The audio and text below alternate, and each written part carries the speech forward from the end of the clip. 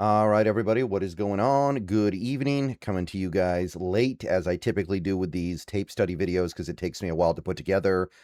But Michael Dansby did not give me a lot of very good options. In fact, there was a point where I almost considered just not doing this video for Dansby, because I just couldn't find a cut up that I liked. So I ended up having to watch an entire game video on YouTube and just fast forward through the parts where Arizona was on offense, which is always annoying, but it happens every now and then. You don't always get the cut ups you want. So we're going to be taking a look at his game against Arizona State last year at Arizona State, which was a win for Arizona.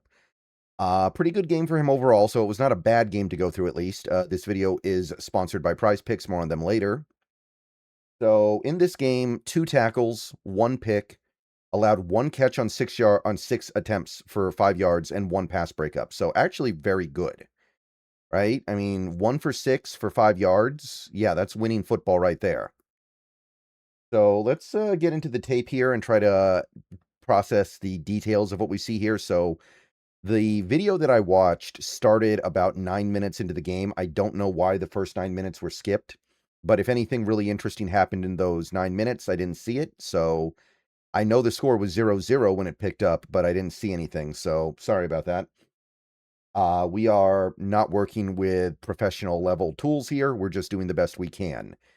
So with 6-11 in the first quarter, that's where the game starts. 6-11 in the first quarter.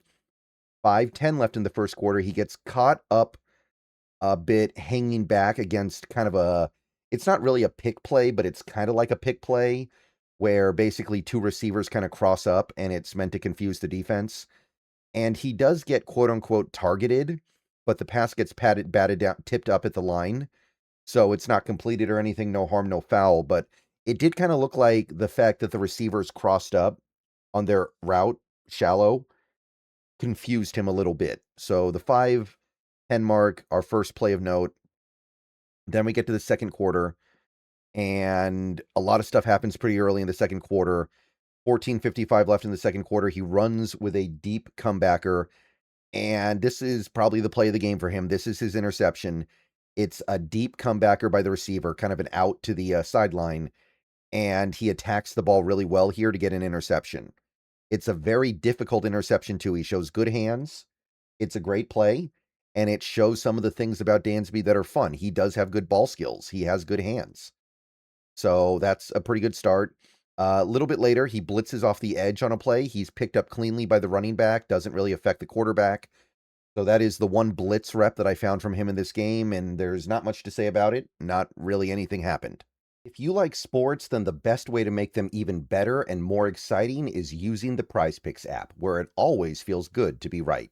PrizePicks makes daily fantasy simple. Just pick more or less on your favorite players and build lineups with a few taps.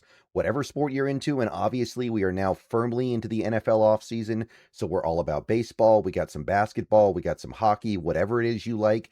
PrizePicks gives you a fun way to stay locked in while you're watching. Definitely make sure to use the promo code HMA. PrizePicks is hooking up users with $50 in lineups after you play your first $5 lineup. If you use that promo code, that is HMA. I've had a great time on PrizePicks so far, so definitely get on over to it, check it out, and make sure to get your lineups. And don't forget about Team Picks, where you can pick winners, spreads, and totals on any major game. So download the app now, use HMA, and get on over to PrizePicks, where it always feels good to be right. And remember, always gamble responsibly. All right, next play in the second quarter, we've got 11:56 left. He runs with a go route, and there's a shotgun draw behind him for a big play. It's one of those plays where the cornerback looks kind of silly because they're running down the field with the receiver. Meanwhile, the running back is right behind them getting a big chunk play, and the cornerback doesn't know that because he's focused on running with the go route. Now, eventually, he does turn around to make the tackle, but you do kind of see that issue here where when he tackles the running back, he basically just lowers his shoulder and lets the back run into him. He doesn't really initiate, he just kind of absorbs. And that is kind of the stuff that we talk about here with Dansby sometimes. He's not a very physical player. He's not a great tackler, and this kind of stuff is a little bit of a problem.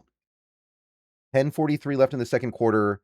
There's a go route with a little bit of hesitation in it run by the receiver, and the quarterback throws a fade in Dansby's direction. Dansby doesn't find the ball in the air. It's a back shoulder fade. It's actually a very good throw. The receiver should probably catch it, but he drops it. So nothing really to say here. It's a very difficult throw to defend anyway, but Dansby never found the ball. He should have given up something here, but there was a drop. 4:06 left in the second quarter. He gets beat on a go route. The quarterback underthrows it. Dansby actually could have gotten an interception here if he had not dropped it. He probably should have gotten the pick, but he does get beat on the go. He doesn't get beat by a ton, but there's plenty of room for the receiver there, and he just the quarterback doesn't get it to where he needs to. So I don't know. You look at a rep like that, and you're like, I don't really see the 4.25 speed some people were talking about. So can't really say I'm buying that right now, but yeah. And then we get to his penalty. He had one penalty in this game. It's at 3:24 in the second quarter. It's another go route. It's actually a good rep. It's actually a nice little rep. He hugs the receiver tight. He turns to find the ball and breaks up the pass. He just made contact with the receiver before he turned to find the ball. And it was pretty subtle contact. It was not anything over the top egregious. It was just kind of like the flow of the play, but it was contact. So unfortunately, he gets hit with the DPI. Fast forward to the third quarter. There was actually only one highlight I picked up from the third quarter here. It was a shotgun draw where he gave up outside leverage and he got beat to the sideline, and the running back gained a pretty significant chunk instead of probably very little if he had not gotten to the outside. So he's willing against the run. He's not unwilling. He's not somebody that is lazy against the run. You do see some of these mistakes, though, and he really can't afford to make mistakes because of how small he is. So we get a little bit in the fourth quarter, but the thing is, by this point in the game, when you get to the second half, Arizona State rarely had the ball. He's giving up a big slant, and Arizona State hits a slant route underneath him, but it's a bad throw. So it's incomplete because it's behind the receiver, but Dansby was hanging back. And one thing when you watch this game, he's pretty much always giving big cushion. It's very rare he's coming up close to the receiver at the line. So it's mostly a lot of big cushion because he doesn't want to press, not his game. 12:05 in the fourth quarter, Arizona State runs like a QB option run, and he comes up hard to take away the outside. It's a nice play. He doesn't get involved in the tackle, but he does do an effective job taking away the opportunity for the quarterback to get the sideline. That's good. 9:35 left in the fourth quarter. He comes up hard on a screen, but he can't get off his blocker, so it goes for a first down. He does not show the shed ability, which, not surprising. He's probably not going to be a very good shedder in the NFL. 9:03, fourth quarter, the wide receiver finds a hole in the zone behind him and in front of the safety, but he makes the catch with his foot out of bounds, so it doesn't count. But again, I don't think that Dansby did anything wrong on this play. It was a hole in the zone behind him, but regardless, it does not get completed. All right, that's really all I had. I know it's not a lot. I just kind of wanted to get a feel here, and this was one of the only games I could find that I could use. Everything else was condensed, and condensed game footage doesn't really do anything for me. It doesn't help. So, yeah, I can't really use those. I know there are a lot of like condensed game videos out there. Those are not very good for this kind of stuff. All right.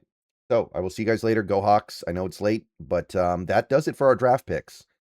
Might do some UDFA stuff, might not. But yeah, that's it. So tomorrow we'll be taking it easy unless something big happens.